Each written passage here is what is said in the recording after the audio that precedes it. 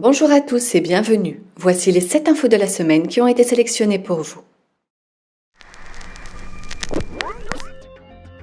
Alors que le 5 décembre s'est tenue en France une journée de grève et de mobilisation de grande ampleur, les militants belges ont annoncé sur leur compte Twitter venir grossir les rangs de leurs camarades français. Marc Botanga, député européen du parti de gauche, a déclaré « L'attaque est européenne, notre riposte le sera aussi ». Les gens se sentent arnaqués par cette Europe, qui pour eux a été une supercherie quelque part. Parce qu'ils se sont dit, ça sera le progrès social, ils ont reçu le dumping social. On a promis la prospérité, ils ont vu l'austérité. Alors effectivement, de cette manière-là, quand on met les travailleurs en concurrence, les gens vont réagir et ils ont raison de réagir, je pense. Quand les Belges battent le pavé fin septembre 2017, c'était pour contester une réforme imminente du ministre des Pensions, Daniel Bacquelaine. L'une des principales mesures de cette réforme prévoyait que le citoyen accumulerait au cours de sa carrière non plus de l'argent, mais des points. Les syndicats belges ne l'entendaient pas de cette oreille. Le 19 décembre 2017, puis le 16 mai 2018, un front commun syndical a fait repousser le calendrier. Dans un premier temps, annoncé pour fin 2017 en Belgique, la mesure n'a toujours pas vu le jour et a été mise de côté. Néanmoins, le ministre des Pensions table désormais sur l'entrée en vigueur du système en 2025. Il a déclaré « Je ne fais pas marche arrière sur le système à points ». Selon les syndicats belges, le système à points des retraites est une recette que les patrons et gouvernements européens veulent généraliser. Leur victoire temporaire, les Belges l'ont emportée dans leur valise ce 5 décembre à Paris. Elle pourrait servir de catalyseur pour les jours de mobilisation à venir. La politique du gouvernement va de plus en plus chercher dans les poches des petits. Les gens avec beaucoup d'argent deviennent encore plus riches qu'avant et que maintenant, nous autres ici, en tant que Belges, nous avons dur à suivre à la fin du mois parce qu'on vient tout le temps avec des nouvelles taxes. La résolution controversée du député Sylvain Maillard, de La République En Marche, visant à associer l'antisionisme à une forme d'antisémitisme, est passée. Il proposait au Parlement français l'adoption de la définition de l'antisémitisme telle que formulée par l'Alliance internationale pour la mémoire de l'Holocauste. Le texte affirme notamment que la critique de l'État d'Israël en tant que collectivité composée de citoyens juifs équivaut à de l'antisémitisme. Cette résolution est censée concrétiser les déclarations du président Emmanuel Macron au dîner du CRIF. La France mettra en œuvre la définition de l'antisémitisme adoptée par l'Alliance internationale pour la mémoire de la Shoah. Même si celui-ci avait fait marche arrière après qu'il ait fini de digérer le menu du CRIF. Je ne pense pas que pénaliser l'antisionisme soit une bonne solution.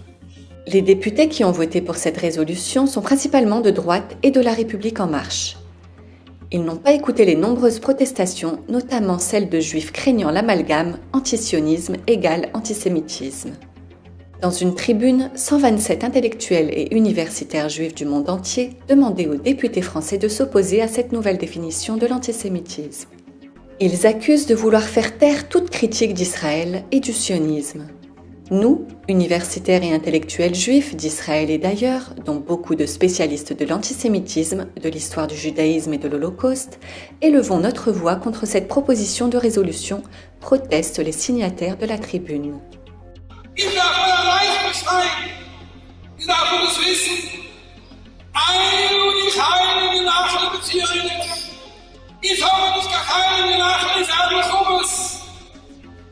Ich habe nicht gar keine Gedanken, bediene sich nur.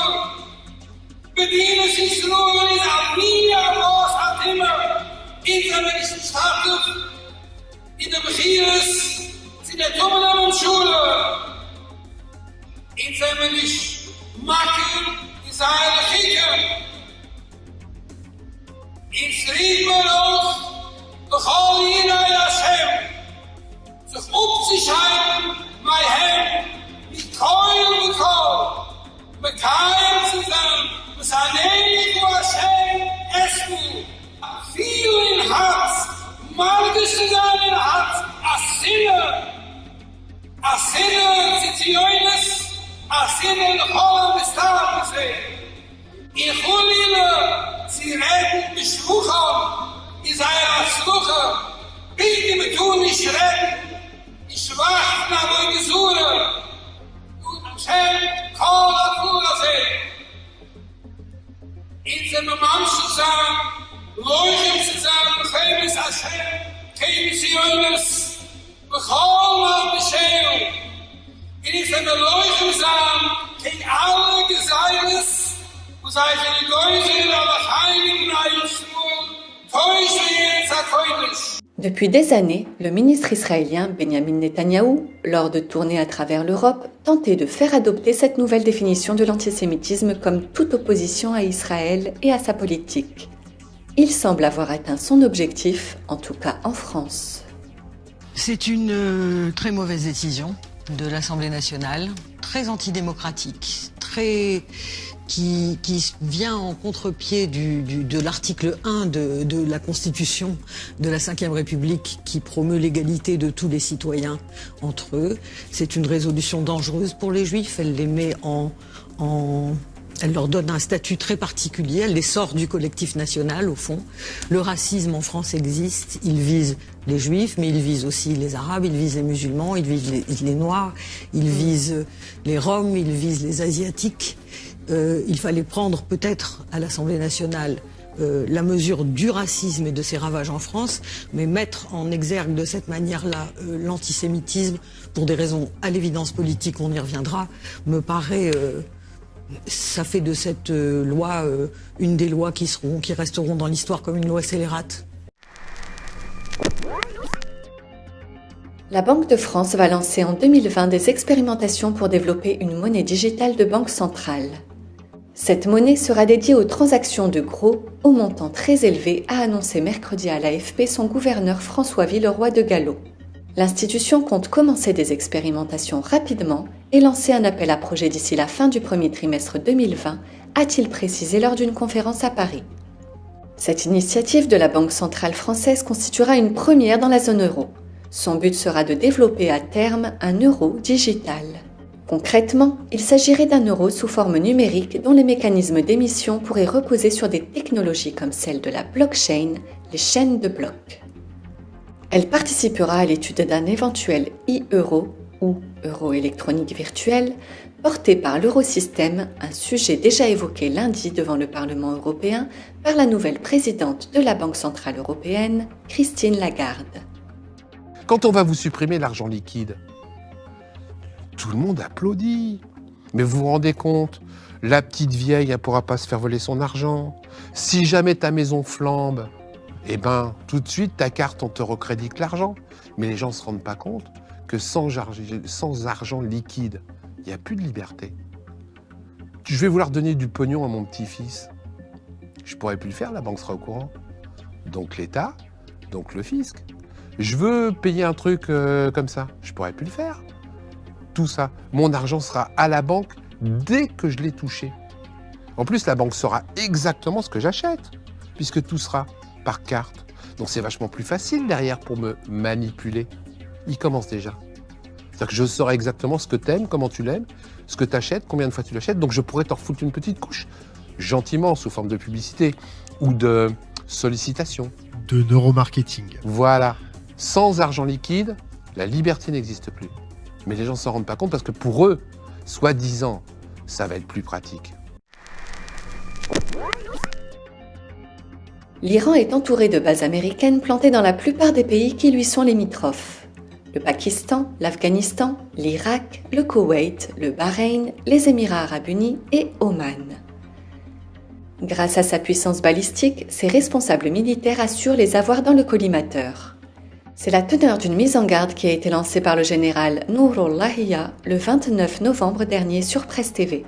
L'alliance militaire de l'OTAN avait prétendument averti que l'Iran pourrait lancer jusqu'à 20 000 missiles par jour, mais ce nombre pourrait en fait être plus élevé dans un futur conflit avec les États-Unis, a-t-il affirmé. L'Iran renforce aussi sa marine militaire.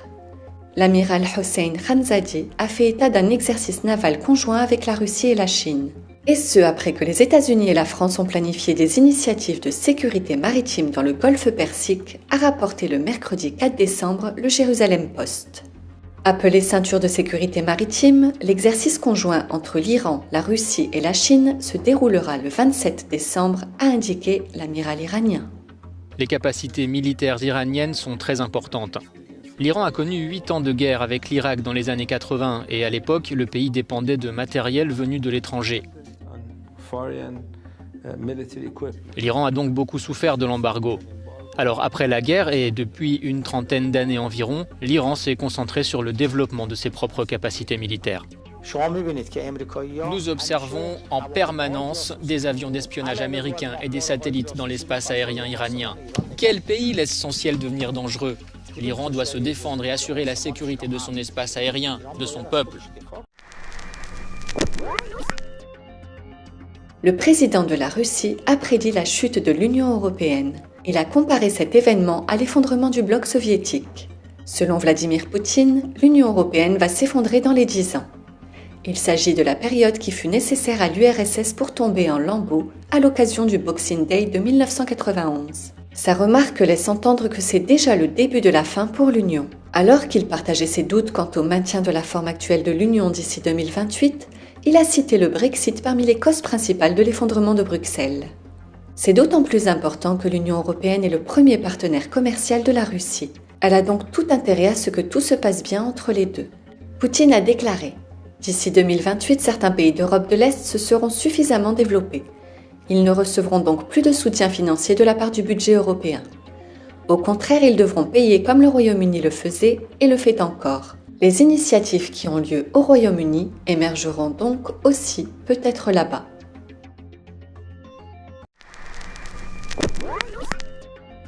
Désormais, les Chinois qui achèteront un smartphone et solliciteront un nouveau numéro de téléphone devront accepter de se faire scanner le visage par leur opérateur de téléphonie.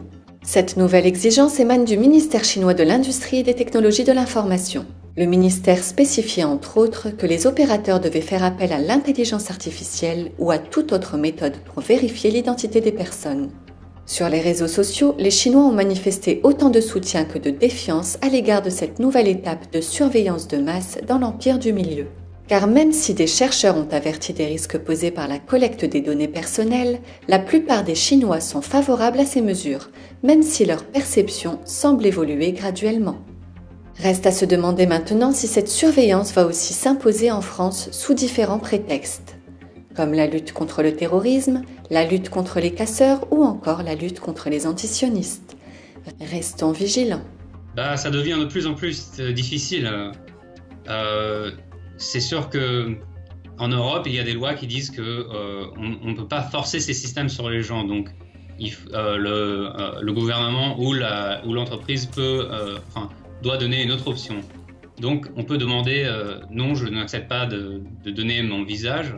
Je préfère utiliser un mot de passe ou quelque chose comme ça. Mais ça devient de plus en plus difficile d'éviter ces systèmes. Il faut rester vigilant et la technologie avance aussi très bien en Europe, juste à un niveau un peu plus faible. Quand Lavoisier décrétait que rien ne se perd, rien ne se crée, tout se transforme, il ne croyait pas si bien dire. Dans un geste salué comme une mesure positive par les environnementalistes, Washington est devenu le premier État américain à légaliser le compostage des corps humains. La première installation arrivera à Seattle en 2021. Ce système révolutionnaire convertira les restes humains en terre comme alternative à la crémation ou à l'inhumation. Tout ceci grâce à Katrina Spade, fondatrice et directrice générale de Recompose, après l'entrée en vigueur de la loi qu'elle a contribué à faire adopter. Le site de Recompose explique les avantages de la réduction organique naturelle. En convertissant les restes humains en terre, nous minimisons les déchets, évitons de polluer les eaux souterraines avec du liquide d'embonnement et empêchons les émissions de CO2 provenant de la crémation et de la fabrication des cercueils. En novembre, environ 75 personnes ont assisté à ce qui a été décrit par le Seattle Times comme une pendaison de crémaillère pour un salon funéraire où les corps ne seraient pas brûlés ou enterrés, mais déposés dans des récipients individuels pour devenir du compost propre et utilisable. Les impacts environnementaux d'un enterrement et d'une crémation sont assez significatifs. Avec la crémation, nous brûlons des énergies fossiles, ce qui entraîne des émissions de particules de mercure et de carbone dans l'atmosphère. Avec l'enterrement, nous mettons du métal, du bois et du ciment dans la terre et nous les laissons là. C'est la fin de cette édition. Merci de nous avoir suivis. On se retrouve la semaine prochaine. À bientôt.